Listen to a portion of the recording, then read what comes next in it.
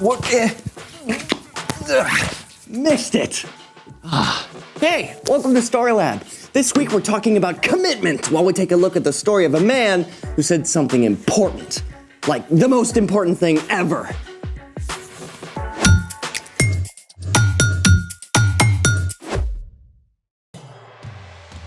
Hey, I'm Carter. And I'm Zeke. We're talking about commitment, which is making a plan and putting it into practice. Speaking of practice, I need to stay limber. Yeah. I'm getting tired just watching you. What exactly are you training for? Oh, it's an ancient sport I just discovered. You have to have super speedy reflexes, amazing hand-eye coordination, and top-notch motor skills. Ooh, that sounds intense. How do you play? You need a ball and these, pronged metal spiky things. Yikes! Dangerous! Oh, it has its risks. Stand back. Behold! Jacks? You're training to play jacks? I thought you said it was an ancient sport. It is. My parents used to play it. Anyways, it's harder than it looks. Watch. So the trick is to bounce the ball high enough to collect it, or some of these, but not too high, otherwise hey, where'd it go? Here, can you help me look for it? Did it bounce over? I think it bounced over here. All right, Lola, yeah, look that way, I'll look over here.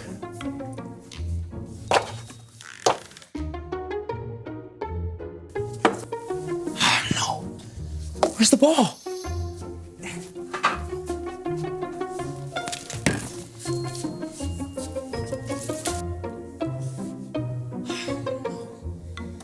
It's not over here either. I think it's gone. Sorry.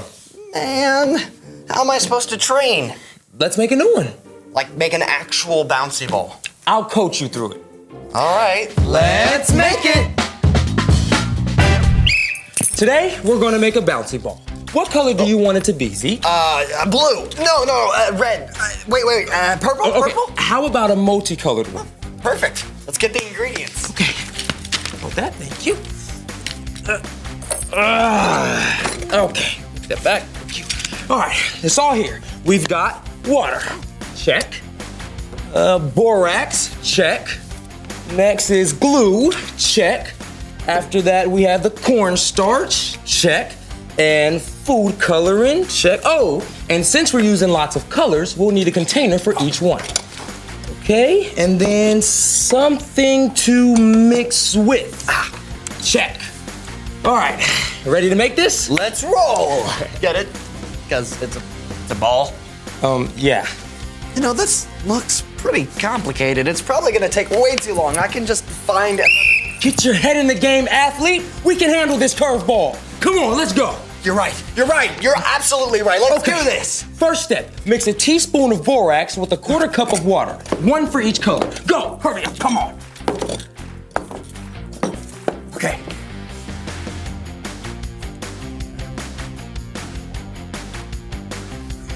Okay. Start.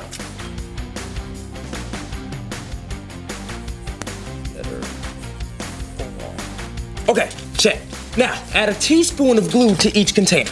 Does it matter if it's clear or white? Nope, both work, but good question. Nah, I like to be on my A game. Keep going. You're doing good. As I see the improvement. Good job, Zeke. Okay. Oh, wait. I bet the cornstarch is next. Good call. Add a quarter teaspoon of cornstarch to each bowl of glue, then we add the food coloring and mix it really well. Game on. Come on. Very hesitant. There you go. Now what? Food coloring. Oh, right. Food coloring. Put the food coloring in. There we go. Come on, food coloring. Mix it. Mm-hmm. Mix it. Mm-hmm. Are you mixing? I'm mixing. Are you mixing with maximum effort? Mixing is happening right now. Maximum effort mixing? As hard as I can. Okay.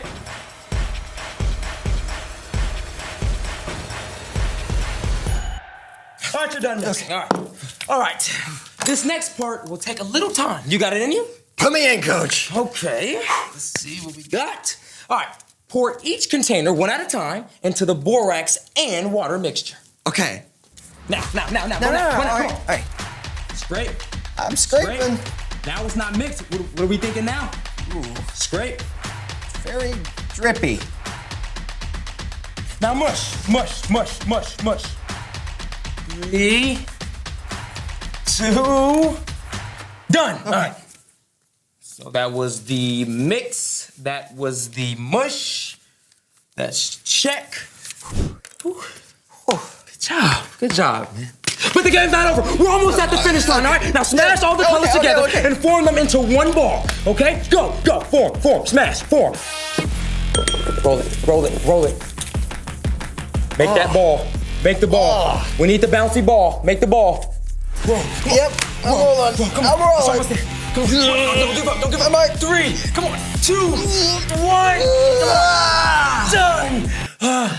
There you go, Zeke. Good job. So, nice work, Zeke. You know, those last 15 seconds were a touch and go for a moment. But what was going through your head? You know, it was tough, but we didn't give up. We took a chance and it paid off. It was totally worth it, and we made a bouncy ball. A bouncy ball. Wow, look at that. Well, you heard it here first, folks. Well said. Speaking, it's time for... The story before the story. Today, we're in the book of Matthew. Matthew is one of the 4 Gospels that tells about the life of Jesus. For 3 years, Jesus traveled from town to town, sharing about God's kingdom and healing people. As they traveled, Jesus' closest followers saw him do amazing things, like walk on water. Jesus took 2 fish and 5 loaves of bread and turned them into food for more than 5,000 people. He healed the sick and even brought a young girl back to life. It was clear Jesus was special, but everyone had a different idea about who Jesus really is. Which is where our story starts. Take it away. Hey everyone, I'm Erica. Just like us, Jesus needed space. One day he traveled north with his friends to the city of Caesarea Philippi, perhaps to be in a place where he wasn't known as well, and there would be fewer crowds. The town itself was named after the Roman ruler Caesar Augustus, who was considered a god, like all the other Caesars. Many people in that area worshipped other false gods too. Jesus knew about this. He also knew all the questions people were asking about him. So Jesus went to the heart of the matter by asking his closest friends an incredibly important question. Who do people say the Son of Man is? Hold on a second. Son of Man? What's that all about? Jesus was actually referring to a vision the prophet Daniel had about the Messiah. Daniel used the name Son of Man to describe the rescuer God would send. Jesus wanted to hear whether his closest friends believed he was the rescuer or Messiah. Some people are saying that you're John the Baptist. Or maybe Elijah. I've heard people say that you could even be Jeremiah or one of the other prophets. But what about you? Who do you say I am? Sure, Jesus' friends had seen him do incredible things. They had to be thinking, this is it! What if Jesus is God's rescuer? But it was a big leap to go from just thinking it to saying it. Simon Peter was known for taking bold steps, and he was the first to answer. You are the Messiah. You are the Son of the living God.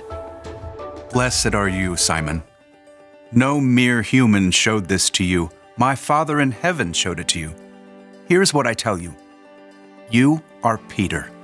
On this rock, I will build my church.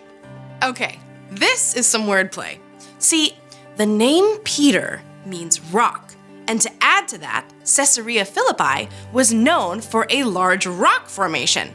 So it's quite possible Jesus and his friends were looking at a giant solid rock. It was a word picture. In speaking up, Peter had shown how strong his faith was, and Jesus promised to build his entire future church on that faith. Now, Jesus knew not everyone was ready to hear that he is God's rescuer, so Jesus told his friends not to tell anyone that he is the Messiah. See, some people wanted Jesus to be a king to lead an uprising against the ruling Romans. That could have caused trouble with the Roman government. Jesus knew it wasn't time for that. For now, it was enough that Peter had been courageous to speak the truth about who Jesus is. The end.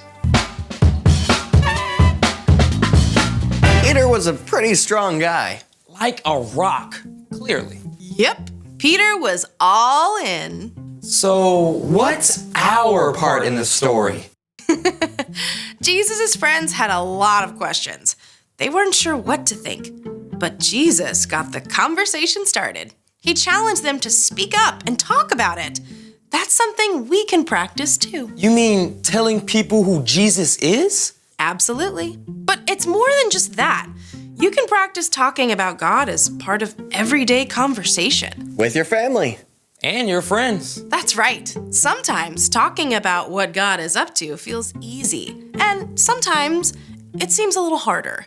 But choosing to talk about God reminds you to keep your eyes open for what God is doing. And get other people to see it too. You can share about the way God helped you to stay calm on a big test. Or when you see an incredible sunset, you can talk about God's amazing imagination. And if your friend gets upset, you can remind your friend that God is always with us, especially when we're lonely or sad.